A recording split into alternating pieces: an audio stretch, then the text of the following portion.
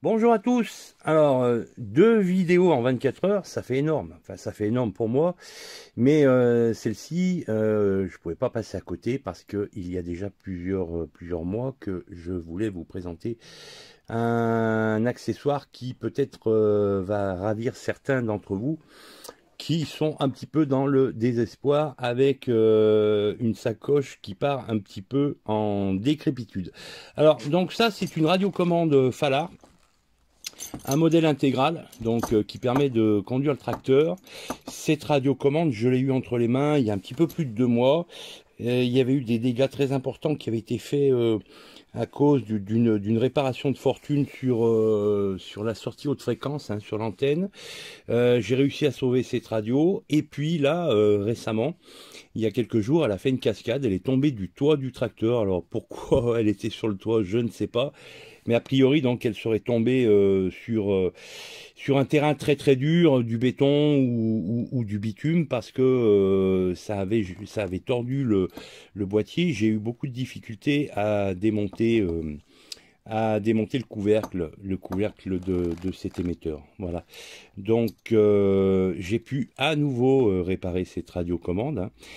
Donc soyez très très prudents, très attentifs à ce que vous faites sur ces radios Falar. Je vous rappelle quand même que la société n'existant plus, nous sommes très peu nombreux à pouvoir réparer ce genre de radiocommande, et étant donné que c'est un modèle intégral, c'est pas facile si on voulait le remplacer par autre chose. Donc parmi les choses qui ont été cassées, la HF, et puis également, vous voyez cet interrupteur là, l'interrupteur qui sert à changer de vitesse, qui se trouve sur le côté là, qui également a été cassé, alors dans la chute, je ne sais pas, voilà. Bon, donc l'objet de cette vidéo, c'est pas seulement la réparation de cette radiocommande, mais c'est aussi pour vous présenter des toutes nouvelles sacoches que j'ai pu faire réaliser grâce à un client qui m'a apporté une radiocommande en dépannage et cette radio, elle était montée dans une sacoche toute neuve. Donc j'ai interrogé le client en lui demandant d'où venaient ces sacoches, et donc il m'expliquait qu'il les faisait fabriquer chez une personne qui est spécialisée dans la fabrication et la réparation de selles pour l'équitation. Donc je me suis empressé de lui demander les coordonnées de cette personne. Je lui ai apporté quelques modèles. Donc il n'avait pas fait de Falar, il avait fait une fusillée, et donc je lui ai apporté quelques modèles et il a pu me reproduire donc ces sacoches. Alors ces sacoches sont de très très haute qualité. Comme vous pouvez le voir, on a une boucle en inox à double ardillon, une ceinture doublée, et voilà donc le cuir ici, tout est rivé comme vous pouvez le voir, rivé, collé. Enfin bon, c'est du travail d'orfèvre.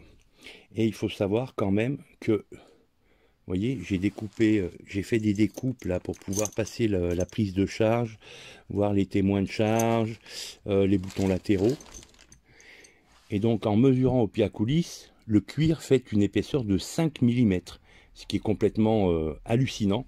Donc je pense que ces sacoches seront tout à fait indestructibles et qu'elles dureront au moins aussi longtemps qu'ont pu durer donc les sacoches d'origine. Alors ça c'est donc la version Falar.